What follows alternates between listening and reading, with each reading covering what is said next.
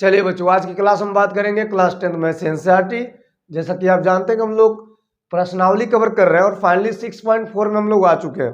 तो 6.4 का एक वीडियो लेक्चर हो चुका है जिसमें बताया गया है क्वेश्चन नंबर 1 से लेकर के 4 तक का हम सॉल्यूशन कैसे करेंगे। तो बच्चों, आज की क्लास हम बात करते हैं क्वेश्चन नंबर 5 से लेकर क्वेश्चन नंबर 9 तक, अर्थात इस प्रश्नावली का आज हम करेंगे खल्लास। तो बच्चों, first of all question number 5 देखिए क्या कर रहा है। जैसा कि आपकी स्क्रीन पे दिख रहा है, मैं क्वेश्चन देख लूं।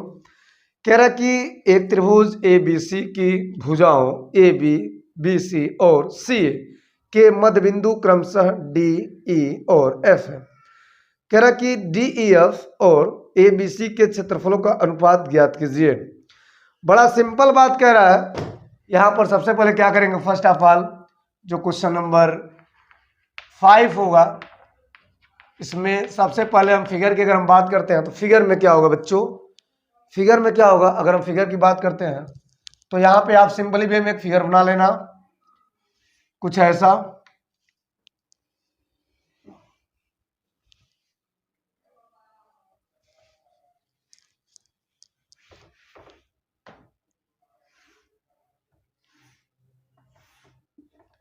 ये रहा और इसका नाम है ए बी सी। क्लियर है। साथ ही साथ यहां पे मध्य बिंदु दिया है, ए बी का मध्य बिंदु डी दिया है, बी सी का मध्य बिंदु क्या दिया है, ई दिया है, और ए सी का मध्य बिंदु एफ दिया है। क्लियर। अब इनको मिलाया जा रहा है। तो यहां पे जरा विचार करें कि एक और ट्रायंगल बन रहा है जिसका नाम है डी ई एफ। तो कह रहा है कि आपको बताना है कि डी ई एफ यानी नए बनने वाले त्रिभुज डी ई एफ और बड़े वाले त्रिभुज ए बी सी का क्षेत्रफल का अनुपात क्या होगा। तो बच्चों, आपको बता दें सॉल्यूशन में सबसे पहले एकदम बड़े आराम से लिख लेना। दिया है, क्या दिया है, ट्रायंगल ए बी सी में भुजा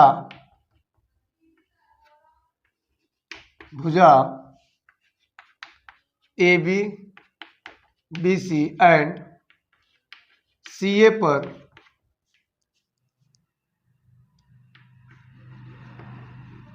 पर मध्य बिंदु क्रमशः डी ई एंड एफ है, जिनको मिलाने से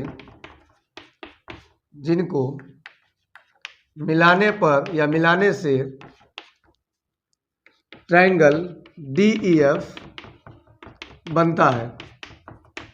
बातें स्पष्ट है। ओके, तो यहां पे जो डी ई एफ बना है इसको हम इसके साथ क्या करेंगे, बड़े वाले त्रिभुज के साथ क्या करेंगे, क्षेत्रफल का अनुपात निकालेंगे। तो लिखना है, फाइंड करना है, ज्ञात करना है। फाइंड यानी लिख लें ज्ञात करना है, अर्थात आपको लाना है, क्या लाना है, area triangle D E F बटा area triangle A B C, इन दोनों का अनुपात क्या होगा, इन दोनों त्रिभुजों के क्षेत्रफलों का अनुपात क्या होगा। तो चलिए बच्चों, जो दिया है उसको हम सिंपली पकड़ लेते हैं। तो बच्चों, आप एक चीज याद रखिएगा, एक त्रिभुज में जब मध्य बिंदुओं को मिलाने से, यानी ये भी मध्य बिंदु है, ये भी मध्य बिंदु है, ये भी मध्य बिंदु है, तो इनको मिलाने से जो भी रेखाएं बन रही हैं, यानी जिन रेखाखंडों से त्रिभुज का निर्माण हो रहा है, वो रेखाखंड सम्मुख यानी बड़े त्रिभुज के सम्मुख भुजा से समांतर होंगे। क्लियर। बातें स्पष्ट हुआ नहीं हुआ, एक बार और क्लियर करें कि जो डी ई एफ है ये क्रमशः मध्य बिंदु है और यह डी ई एफ मध्य बिंदु को मिलाने से जो त्रिभुज बन रहा है, यानी जिन रेखाखंडों का निर्माण हो रहा है, वो रेखाखंड बड़े त्रिभुज के सम्मुख भुजा के हमेशा समांतर होंगे। तो बच्चों, यहां पर टारगेट क्या बना, टारगेट ये बना कि ये छोटा त्रिभुज अगर बड़े त्रिभुज के समरूप हो जाए तो काम बन जाएगा, लेकिन उससे पहले इस दोनों को समरूप करने के लिए आपको कुछ प्रॉपर्टी देनी पड़ेगी, और वो प्रॉपर्टी आएगा कहां से, तो कथन से। विचार करें कि डी ई एफ ये छोटा त्रिभुज, ए बी सी ये बड़ा त्रिभुज, अगर इन दोनों में प्रवेश किया जाए तो कुछ प्रॉपर्टी देनी पड़ेगी। तो यहां पर साफ साफ दिख रहा है कि अगर हम डी एफ समांतर बी सी लिखें तो आप ऐसे बोल सकते हो डी एफ समांतर क्या होगा, ई सी के होगा। इसी प्रकार डी ई समांतर होगा ए सी के, या डी ई समांतर होगा एफ सी के। तो बच्चों, कुल मिला जुला करके डी एफ और E C, D E C F, ऐसे डी ई सी एफ, यह एक समांतर चतुर्भुज बन रहा है और समांतर चतुर्भुज के सम्मुख कोण क्या होते हैं? बराबर होते हैं। क्लियर बात? ओके, तो क्या लिखेंगे? बिंदु डी एंड ई क्रमशः A B and B C के मध्यबिंदु हैं। ओके, इसलिए क्या होगा? ये और ये मध्यबिंदु है, इसलिए डीई समांतर होगा एसी के, डीई समांतर हो जाएगा एसी के, और साथ ही साथ डीई समांतर हो जाएगा एफसी के, यानी कि ये छोटा वाला बड़ा के तो छोटा वाला छोटा के। क्लियर? तो इस हिसाब से क्या देख रहे हो कि यहाँ पर यह कोण इस कोण के क्या हो जाएगा? बराबर हो जाएगा, क्योंकि ये हो जाएगा समांतर चतुर्भुज। वो बात की बात है, पहले आप पूरी बात लिख लें। इसी प्रकार क्या दिख रहा है? डी और एफ मध्यबिंदु हैं। इसी प्रकार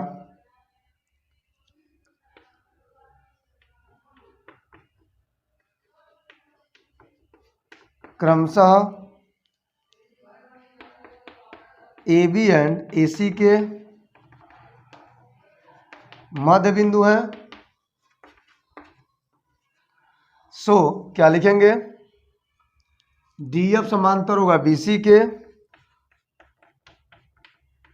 या लिख सकते हैं डी एफ समांतर होगा ई सी के।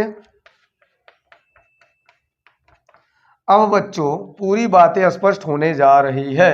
क्या बातें हैं? जरा विचार करेंगे कि यहाँ पर डीई समांतर क्या हो गया? एफसी के हो गया, और डीएफ समांतर हो गया ईसी के। सो इस हिसाब से क्या देख रहे हो कि अगर हम इसको एक मान लें और इसको हम दो मान लें तो समीकरण एक और दूसरा स्पष्ट होता है कि यह एक समांतर चतुर्भुज है। और आपने पढ़ा है कि समांतर चतुर्भुज में सम्मुख भुजाएं समांतर होती हैं और बराबर होती हैं। तो बच्चों लिखेंगे समीकरण एक और दो से क्या है? D E C F, D E C F एक समांतर चतुर्भुज है। तो मुझे ये इसलिए करना पड़ा ताकि इसके वजह से हम कुछ अंदर की प्रॉपर्टी देख सकें। अब चलिए बच्चों, अब सिंपली वे में चलते हैं कहाँ पर? जो हमको करना है, मतलब area triangle DEF, area triangle ABC. तो आप क्या करो? डीईएफ और एबीसी में प्रवेश करो और दोनों कर लो समरूप। तो यहाँ पे क्या लिखेंगे? Triangle DEF and triangle ABC में प्रवेश करें तो क्या मिलेगा? तो यहाँ पर एबीसी में और डीईएफ में क्या मिलेगा? डी बराबर हो जाएगा सी के। अगर हम ऐसे कहें 1 बराबर किसके हो जाएगा? 2 के। 1 बराबर किसके होगा? 2 के। कहाँ से? तो समांतर चतुर्भुज के सम्मुख कोणों से। इसी प्रकार ये 3 बराबर किसके हो जाएगा? 4 के। 3 बराबर किसके हो जाएगा? 4 के। ये सब कहाँ से हैं? तो समांतर चतुर्भुज के सम्मुख कोण बराबर होते हैं। क्लियर है बात है? तो एंगल से ये त्रिभुज में, छोटे त्रिभुज में कोण 1 है, बड़े त्रिभुज में कोण 2 है, छोटे त्रिभुज में कोण 3 है, बड़े त्रिभुज में कोण 4 है। तो इस हिसाब से क्या बोलोगे? ट्रायंगल, इसीलिए ट्रायंगल डीईएफ समरूप होगा ट्रायंगल एबीसी के। कौन सा rules? Bye angle rules. Clear है? तो इस हिसाब से बच्चों ये दोनों त्रिभुज फटाफट हो गए समरूप। अब एक काम कर लें, हम उस थ्योरम को याद कर लें कि अगर दो त्रिभुज समरूप हो तो वहां पर उनके क्षेत्रफलों का अनुपात उनकी संगत भुजाओं के अनुपात के क्या होता है? बराबर होता है। यस। तो बच्चों यहाँ पे क्या लिखेंगे? सो इसीलिए एरिया ऑफ ट्रायंगल ए छोटा वाला डीईएफ बटा एरिया ऑफ ट्रायंगल एबीसी बराबर हो जाएगा इनकी संगत भुजाओं के अनुपात के वर्ग के। तो इनकी संगत भुजाएं क्या है? अगर हम DEF में देखें तो यहाँ पर संगत भुजा क्या ले सकते हो DF ले सकते हो। क्या ले सकते हो? DF। तो DF के साथ क्या आ जाएगा? DF के साथ आ जाएगा बड़े वाले का BC। तो BC इनका स्क्वायर, इसके साथ साथ हर एक चीज DE तो AC कर देंगे, DE कर देंगे AC के साथ। ऐसे ही करके यहाँ पर क्या लिखेंगे? EF, DE कर देंगे AC के साथ, EF कर देंगे AB के साथ। तो EF क्या हो जाएगा? EF हो जाएगा AB के साथ। क्लियर? तो इस प्रकार से एक त्रिभुज में क्या होते हैं? 3 भुजाएं होती हैं और यहाँ पे 2 त्रिभुज हैं, तो दोनों त्रिभुज समरूप है। सो आप ऐसा लिख सकते हो, ये थ्योरम कहता है। अगर आप थ्योरम नहीं देखे हैं तो आप जरूर देखें, वीडियो डिस्क्रिप्शन लिंक है, वहाँ मैंने बता दिया है। तो बच्चों यहाँ पर किसी एक को आप ले सकते हैं, और यहाँ पे DF और BC है क्या, या DE और AC है क्या, या EF और AB है क्या, इन तीनों में से किसी एक को लेकर के हम आइए फिगर में विचार करते हैं। अब DF और BC की अगर हम बात कर लेते हैं तो D से लेकर के F तक की दूरी, और BC का मतलब है बड़ा दूरी। तो ध्यान से देखा जाए तो यह दूरी या यह दूरी, इन दोनों जो मिल करके बना है, कहीं न कहीं ये जो बना है ये E, यह पूरे BC का आधा है। क्या है? पूरे BC का आधा है। तो हर जगह यहाँ पर भी आधा, यहाँ पर भी आधा, यहाँ पर भी आधा। सो एक रेखाखंड यानी यह जो भुजा होगा, इस बड़ी भुजा के अपने आप आधी हो जाएगी मध्य बिंदु के हिसाब से।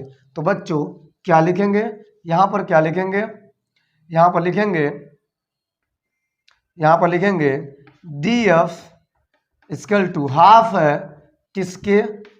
BC के। क्लियर है? अब इस बातों को यहाँ पे नोट करेंगे, तो इसमें से हम एक उठा लेंगे। तो फिर लास्ट में लिखना एरिया ट्रायंगल DEF बटा एरिया ट्रायंगल ABC बराबर वाट? DF बटा BC का स्क्वायर। और मान अगर भरेंगे तो DF के स्थान पे क्या भरेंगे? हाफ BC बटा हो जाएगा BC। तो BC से BC काट देंगे और यहाँ पर स्क्वायर करेंगे तो क्या होगा? एरिया ट्रायंगल DEF बटा एरिया ट्रायंगल ABC। और इसके मान की बात करते हैं बच्चों, तो 1/2 का स्क्वायर करेंगे तो 1/4 होगा। सो यहाँ पर हो जाएगा एरिया ट्रायंगल DEF बटा एरिया ट्रायंगल ABC, जिसका वैल्यू हो जाएगा 1/4। क्लियर है? ओके। तो ये था आपको लाना जो यहाँ पर आ गया है। तो इस प्रकार से ये रहा इस क्वेश्चन का बड़ा गजब सॉल्यूशन। यस। तो चलिए हम नेक्स्ट क्वेश्चन की बात करते हैं, और यहाँ तक स्क्रीनशॉट लें, नोट करें, आगे बढ़ें। चलिए बच्चों हम क्वेश्चन नंबर 6 की बात करते हैं। कह रहा है कि सिद्ध कीजिए कि दो समरूप त्रिभुजों के क्षेत्रफलों का अनुपात इनकी संगत मध्यिकाओं के अनुपात का वर्ग होता है। ये क्या है? जरा विचार करें। तो बच्चों यहाँ पर कहने का मतलब ये है कि दो समरूप त्रिभुज दिया हुआ है, तो आप एक काम करो, एक यहाँ पर ऐसे बना लो। क्लियर हुआ? और एक यहाँ पर ऐसे बना लो। अब इनका नाम दे देंगे। सपोज ये है ABC और इसका नाम है DE, ये है F। क्लियर हुआ? ओके। तो बच्चों यहाँ पर क्या करेंगे? मध्यिका लेंगे। मध्यिका मतलब समभुजा को क्या करें? डिवाइड कर दो भागों में। इसका नाम दे दिया M, और यहाँ पर इसका मध्यिका लिया, इसका नाम दे दिया N। अब जरा विचार करेंगे, यहाँ पर ये दोनों त्रिभुज आपस में क्या है? समरूप है। बस आपको ये लाना है कि यहाँ पर दोनों त्रिभुजों के क्षेत्रफलों का अनुपात इनकी संगत मध्यिकाओं के अनुपात के वर्ग के बराबर होता है। मैंने क्या बोला? इन दोनों त्रिभुजों के क्षेत्रफलों का अनुपात इनकी संगत मध्यिकाओं के अनुपात के वर्ग के बराबर होता है। तो बहुत सिंपल है। यहाँ पर सबसे पहले क्या लिखेंगे? सॉल्यूशन लिखेंगे। दिया है। क्लियर? क्या दिया है? Triangle ABC and triangle DEF में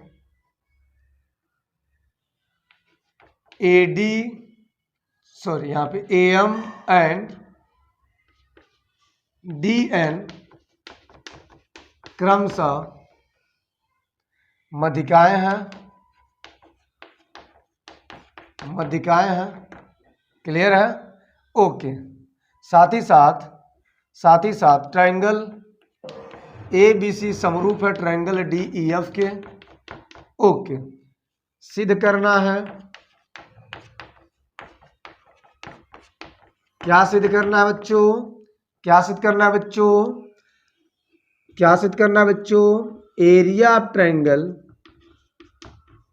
ए बी सी बटा area of triangle D E F बराबर संगत मध्यिका ए एम बटा डी एन के अनुपात के वर्ग के। इतनी बातें स्पष्ट है। चलिए बच्चों, बात करते हैं उपपत्ति को लेकर के। उपपत्ति में क्या करेंगे? सबसे पहले दिया वो प्रॉपर्टी देखेंगे। तो क्या दिया है? Triangle A B C and triangle D E F जो कि आपस में समरूप है। क्लियर है? ओके। इस हिसाब से आप कह सकते हैं कि यहाँ पर उनके संगत कोण तो बराबर होंगे, उनके संगत भुजाओं का अनुपात का वर्ग उनके क्षेत्रफलों के अनुपात के बराबर होगा। तो बच्चों यहाँ पर सबसे पहले लिख लेना, एंगल ए बराबर किसके होगा? एंगल डी के। एंगल बी बराबर किसके होगा? एंगल ई के। और एंगल सी बराबर हो जाएगा एंगल एफ के। ये मैंने क्यों कर रखा है, इसका यूज अभी है, मैं बता रहा हूँ।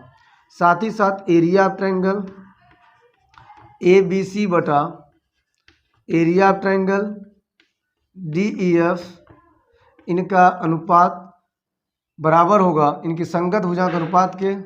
ए बी बटा हो जाएगा डी ई बराबर बी सी बटा हो जाएगा ई एफ बराबर ए सी बटा हो जाएगा डी एफ। इतनी बातें स्पष्ट हैं? इतनी बातें क्लियर हैं? चलिए, तो वास्तव में अब हमने यहाँ पर एंगल की बातें क्यों किया है? क्या एंगल लेना आवश्यक था? यस, बिल्कुल आवश्यक था। यहाँ पर ए एम और डी एन की बात हो रही है। तो ए एम और डी एन ये दोनों क्या हैं? ये दोनों हैं मध्यिका। तो संगत मध्यिका लाना है। तो संगत मध्यिकाओं को लाने के लिए इन दोनों छोटे छोटे ट्रायंगल को आइए कर लेते हैं सबसे पहले समरूप। तो बच्चों क्या लिखेंगे? ट्रायंगल छोटा वाला A B M and triangle छोटा वाला डी ई एन में चलिए प्रवेश करते हैं। तो बच्चों अगर यहाँ पे ध्यान से देखा जाए तो इन दोनों में ये तो दिया है, तो पहले फटाफट लिख लेना एंगल बी बराबर एंगल ई के। कहाँ से? तो यहाँ से। अगर हम इसको समीकरण नंबर 1 मान लें तो कहाँ से? समीकरण नंबर 1 से। समीकरण 1 से। अच्छा, एक प्रॉपर्टी और ला दें तो काम बन जाएगा। कैसे होगा देख लो जरा। ये एंगल इस एंगल के बराबर है और साथ ही साथ कह रहा है कि यहाँ पर वाट ए बी बटा किसके बराबर है? ए बी किसके बराबर है? ए डी है। ए बी बटा डी ई बराबर है बी सी बटे ई एफ के। तो हमको सी तक नहीं जाना, हमको एफ तक नहीं जाना है। तो यहाँ पे एक चीज़ विचार कीजिएगा कि जो ए एम है और जो डी एन है ये दोनों क्रमशः इनकी मध्यिकाएं हैं। सो यहाँ पर एम जो होगा यानी कि जो बी एम होगा वो आधा होगा किसके? बी सी के। और जो ई एन होगा वो आधा होगा किसके? ई एफ के। तो बच्चों यहाँ पे क्या लिखेंगे? यहाँ पे लिखेंगे ए बी बटा डी ई बराबर है, चूंकि समीकरण 1 से भी लिख सकते हो, ए बी बटा डी ई बराबर है। तो किसके बराबर है? बी सी बटे ई एफ के। ध्यान से देखें तो A B D E B C E F समीकरण 1 से। तो बी सी और ई एफ है क्या? अगर बी एम और ई एन मिल जाए यहाँ पर तो क्या बोलेंगे? यह एंगल के साथ साइड के साथ ये दोनों छोटे छोटे त्रिभुज क्या हो जाएंगे? समरूप हो जाएंगे। लेकिन बी सी और ई एफ को ध्यान से देखें तो बी सी का मतलब ये दूरी, तो जो बी सी है वो दुगुना है किसके? बी एम के। और जो ई एफ वो दुगुना किसके? ई एन के। तो यहाँ पर बी सी के स्थान पे 2 बी एम आप लिख सकते हैं। तो क्या लिखोगे? यहाँ पर क्या लिखोगे? ए बी बटा डी ई बराबर 2 गुना बी एम बटे 2 गुना ई एन। अब ये 2 से 2 काट देंगे तो अब आराम से देख रहे हो ए बी बटा डी ई के साथ क्या मिला, बी एम बटे ई एन। ए बी बटा डी ई बी एम बटे ई एन, अर्थात एंगल दिया है तो ये दोनों त्रिभुज क्या हो जाएंगे, समरूप। तो इस प्रकार क्या लिखेंगे, इसलिए ट्रायंगल कौन वाला, इसलिए ट्रायंगल छोटा वाला ए बी एम समरूप हो गया ट्रायंगल छोटा वाला D E N by side angle side rules. Clear है। तो बच्चों ये हमने समरूप क्यों किया, समझने वाली बात यह है कि यहाँ पर समरूप की आवश्यकता क्यों पड़ी। तो समरूप की आवश्यकता इसलिए पड़ी ताकि बचा हुआ संगत भुजाओं का अनुपात बराबर हो जाए। किसके साथ, ये जो भुजा है। तो यहाँ पर आप एक चीज और लिख सकते हो, ये दोनों त्रिभुज समरूप है। सो ए बी बटा किसके, डी ई बराबर ए एम बटा किसके, डी एन के। अब बातें स्पष्ट हुई। ये है समरूप त्रिभुजों के संगत भाग, समरूप त्रिभुजों के संगत भाग। अब बातें स्पष्ट हुई। अब आप ध्यान दीजिएगा कि ए बी और डी ई, ए एम और डी एन है क्या। तो बच्चों ए बी और डी ई, यहाँ पर ए बी और डी ई ये सबके बराबर है, अर्थात B C E F A C D F. Clear है। तो हम बड़े आराम से ए बी और डी ई के स्थान पे यहाँ पर क्या लिख सकते हैं, यहाँ पर लिख सकते हैं ए एम बटा डी एन। तो बच्चों इसी को उठा करके आपको लेकर चलना है, समीकरण 1 को लेकर चलना है। तो फिर से लिखेंगे यहाँ पे, पुनः समीकरण 1 से क्या देख रहे हैं, यहाँ पर इसको मान लीजिए कि यह 2 है, ठीक है। पुनः समीकरण 1 से क्या देख रहे हैं कि area of triangle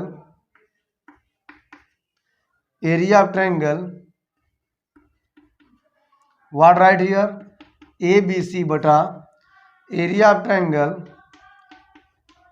D E F बराबर, यहाँ पर मैंने क्या बोला, ए बी बटे डी ई का होल स्क्वायर, ए बी बटे डी ई का होल स्क्वायर।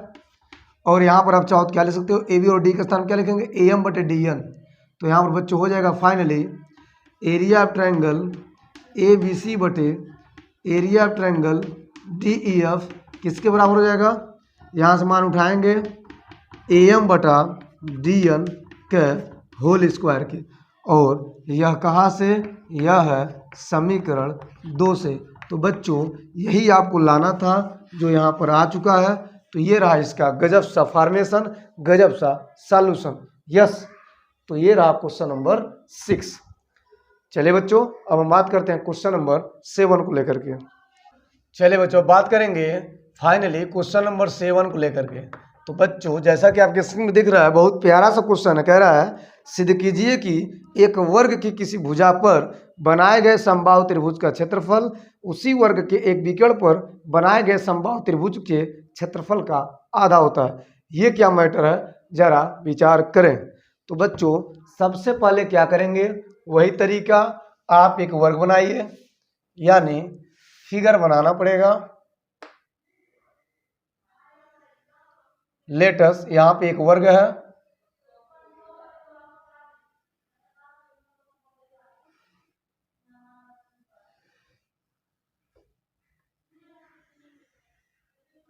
इसका नाम दे दिया जाए ए बी सी और ये डी। क्लियर है। अब यहाँ पे कह रहा है कि एक वर्ग की किसी भुजा पर बनाए गए समबाहु त्रिभुज, यानी कोई एक भुजा लेंगे, जैसे कि BC ले लिया गया और यहाँ समबाहु त्रिभुज बनाना है। तो याद रहे कि BC के बराबर ये दोनों बाकी की भुजाएं आना चाहिए। सपोज ऐसा, और इसका नाम दे दिया हमने, इसका नाम दे दिया P नाम दे दिया। क्लियर है। अब कह रहा है कि ये जो समबाहु त्रिभुज का क्षेत्रफल होगा, इसके विकर्ण पर बनाए गए समबाहु त्रिभुज के क्षेत्रफल के आधा होगा। तो बच्चों चलिए अगर हम विकर्ण की बात करते हैं बच्चों, तो यहाँ पर यह एक विकर्ण है और इस पर एक समबाहु त्रिभुज कुछ ऐसा बन रहा है।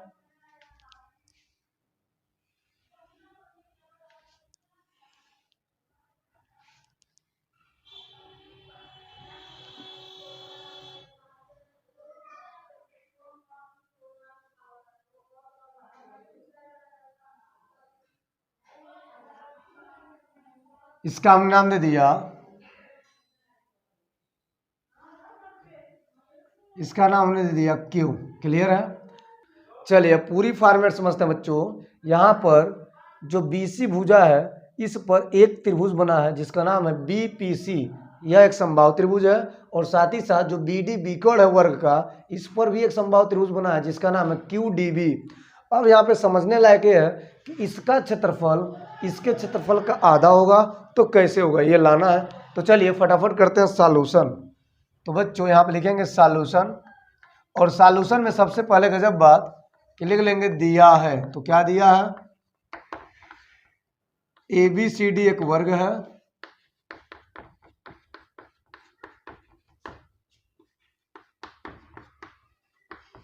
क्लियर है। साथ ही साथ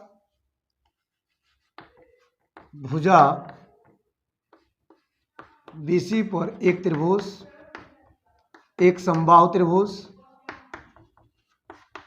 जिसका नाम क्या है? जिसका नाम है पीबीसी,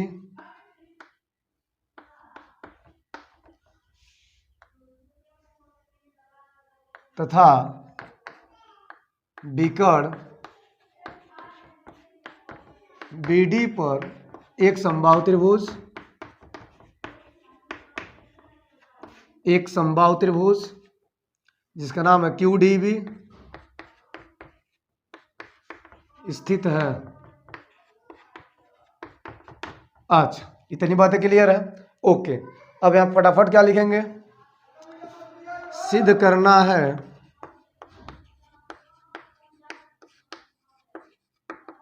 सिद्ध करना है। क्या सिद्ध करना है?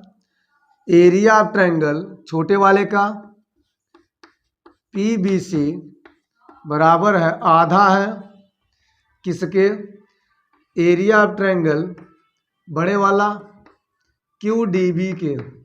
तो इतनी बातें आपको करनी है। तो बच्चों सिंपली वे में इसके अगर हम उपपत्ति की बात करते हैं तो क्या होगा? अब यहाँ पे विचार करने योग्य है कि ये दोनों समबाहु है, तो इसका मतलब ये है कि इसमें काम बहुत ज़्यादा करना ही नहीं है, क्योंकि दो समबाहु त्रिभुज क्या होते हैं? समरूप होते हैं। तो फटाफट वही लिखेंगे, चूंकि ट्रायंगल वाट दोनों वाला PBC and triangle what Q DB दोनों समबाहु हैं, दोनों समबाहु त्रिभुज हैं। इसीलिए ट्रायंगल पीबीसी समरूप होंगे ट्रायंगल क्यूडीबी के। क्लियर बच्चों? और दोनों त्रिभुज समरूप हो गए। सो यहाँ पे ये बातें आप लिखोगे, डायरेक्ट लिखना। इसीलिए एरिया ऑफ ट्रायंगल पीबीसी बटा एरिया ऑफ ट्रायंगल वाट क्यूडीबी क्या है? क्यूडीबी बराबर क्या होगा? संगत भुजाओं के अनुपात के वर्ग के बराबर होगा। तो संगत भुजा में क्या लोगे? ध्यान देना, संगत भुजा में क्या लोगे? संगत भुजा का मतलब होगा बीसी बटा क्या हो जाएगा? बीडी हो जाएगा। छोटे का संगत मतलब बीसी और बड़े का बीडी के साथ, तो बीसी बटा क्या हो जाएगा? बीडी। ये तो आप जानते हो कि अगर दो त्रिभुज समरूप होते हैं तो उनके क्षेत्रफलों का अनुपात उनके संगत भुजाओं का अनुपात के वर्ग क्या होता है? बराबर होता है। चलिए तो अब विचार करने योग्य है कि यहाँ पर बीसी और बीडी में कुछ रहस्य छिपा है। तो बच्चों बीसी है वर्ग की भुजा और यहाँ पर बीडी है वर्ग का विकर्ण। तो वर्ग की भुजाएं सब के सब बराबर होती है, चाहे बीसी लें, चाहे डीसी लें, चाहे डीए लें, चाहे एबी लें। अर्थात हम कह सकते हैं कि यहाँ पर ए बी बराबर किसके हैं? ए बी बराबर बी सी के, बराबर सी डी बराबर डी है। साथ ही साथ याद रखिएगा वर्ग का विकर्ण, जो वर्ग का विकर्ण होता है वह √2 इंटू भुजा होता है। ओके, ये बात याद रखिएगा। अब इसी का हम यूज करेंगे √2 इंटू भुजा। भुजा में क्या कौनों ले लेंगे, तो यहाँ पर क्या भरेंगे बच्चों, यहाँ पर क्या भरेंगे, एरिया ऑफ ट्रायंगल PBC बटा एरिया ऑफ ट्रायंगल QDB बराबर BC।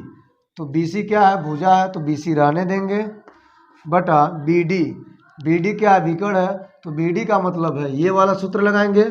तो करड़ी में 2 गुणा भुजा, तो भुजा में कॉमन लें, तो भुजा में याद रखिएगा वही लेंगे जो ऊपर होगा, यानी BC।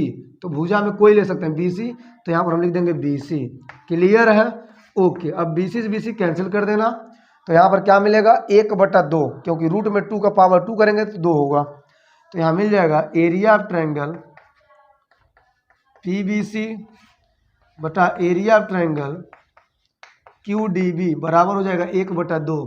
तो बच्चों अगर हम इसको सिस्टमेटिक लिखें तो ऐसा दिखेगा, यानी PBC अगर लिखें तो क्या होगा, एरिया ऑफ ट्रायंगल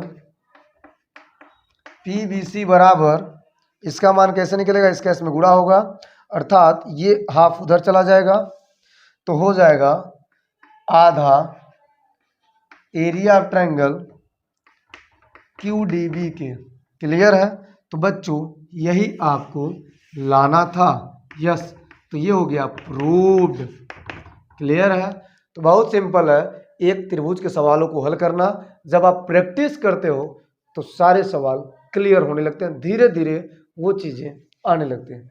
तो चलिए अब हम नेक्स्ट क्वेश्चन की बात करते हैं, question number 8 and question number 9। या नोट करें। चलिए बच्चों अब बारी है क्वेश्चन नंबर 8 की। जैसा कि आपके स्क्रीन पर दिख रहा है मैंने क्वेश्चन लिख दिया है, क्योंकि ये क्वेश्चन विकल्प वाले हैं और यहाँ पे विकल्प चयन करना है। तो बच्चों क्वेश्चन क्या कर रहा है, ABC और BDE दो समबाहु त्रिभुज हैं। इस प्रकार है कि D भुजा BC का मध्यबिंदु है। त्रिभुजों ABC और BDE के क्षेत्रफलों का अनुपात है, मतलब ABCD 4 विकल्प दिया है, 2 संबंध 1, 1 संबंध 2, 4 संबंध 1, 1 संबंध 4। तो इन चारों विकल्प में से कौन सा सही है। तो बच्चों दिए गए कथन के अनुसार हम कुछ काम करते हैं। तो सॉल्यूशन में सबसे पहले हम एक फिगर बनाएं, एक ट्रायंगल जैसा कि दिया है, क्या नाम है, ABC कुछ ऐसा, और इसमें BDE बना रहा है। D भुजा ध्यान रहे BC का मध्यबिंदु है, यानी यहाँ पे D ले लेना और इसको ऐसे मिला देना, कुछ ऐसा। यहाँ पर भी मिला सकते थे, यहाँ पर नहीं मिला सकते हैं क्योंकि BDE कह रहा है, कुछ ऐसा। तो बच्चों जो BDE है, यह बनने वाला जो त्रिभुज है भी समबाहु है और बड़ा त्रिभुज भी क्या है, समबाहु है। सो अगर दो तो त्रिभुज समबाहु हो तो आपस में क्या होते हैं, समरूप होते हैं। इसमें तो कोई लॉजिक है नहीं, क्योंकि उनके सभी कोण क्या होते हैं, समान होते हैं, सभी भुजाएं क्या होते हैं, समान होते हैं। तो सिंपली वे में क्या कहोगे, ये दोनों ट्रायंगल क्या है, समरूप है। तो लिखना triangle ABC and triangle BDE समबाहु त्रिभुज हैं, इसीलिए ट्रायंगल ABC समरूप होगा ट्रायंगल BDE के। इसमें कोई लॉजिक है नहीं। और जब दो त्रिभुज समरूप होंगे तो उनके संगत भुजाओं का अनुपात उनके क्षेत्रफलों के अनुपात के बराबर होगा, ऐसे बोलेंगे। इसीलिए एरिया ऑफ ट्रायंगल ABC बटा हो जाएगा एरिया ऑफ ट्रायंगल BDE बराबर संगत भुजाओं के अनुपात के वर्ग के। तो संगत भुजा क्या ले सकते हो, संगत भुजा हम क्या लेंगे, तो संगत भुजा क्या लेंगे, जैसे ले लिया गया BD, क्या ले लिया गया BD, तो इसका संगत क्या होगा, BC होगा। तो बड़े वाले में BC है, छोटे वाले में BD है, तो ऊपर आएगा BC बटा नीचे हो जाएगा BD। क्लियर है? ऐसा इसलिए ले रहे हैं क्योंकि यहाँ पर D इसका मध्यबिंदु है, D मध्यबिंदु है, तो ये BC का क्या आधा है। तो बच्चों अब सिंपल समझिएगा, एरिया ऑफ ट्रायंगल यहाँ पे अंक में दिया है, एरिया ऑफ ट्रायंगल ABC बटा एरिया ऑफ ट्रायंगल BDE का अनुपात मिलेगा BC BD। विचार करें, जो BD है BC का आधा है, तो यहाँ पे क्या लिखोगे, BC बटा हाफ BD कर दें, या तो हम चाहें तो यहाँ पर BC को चेंज कर लें BD में, तो BC क्या होगा, दुगुना होगा BD का, तो 2BD कर दें, सबसे आसान होगा। और यहाँ पर BD, तो BD से BD कैंसिल आउट हो गया, तो 2 दूना 4। तो यहाँ पर क्या मिला, एरिया ऑफ ट्रायंगल ABC बटा एरिया ऑफ ट्रायंगल BDE का अनुपात मिल गया 4, 2 दूना 4, यानी कि 4 संबंध 1। तो ऐसे आप लिख सकते हैं, अर्थात एरिया ऑफ ट्रायंगल ABC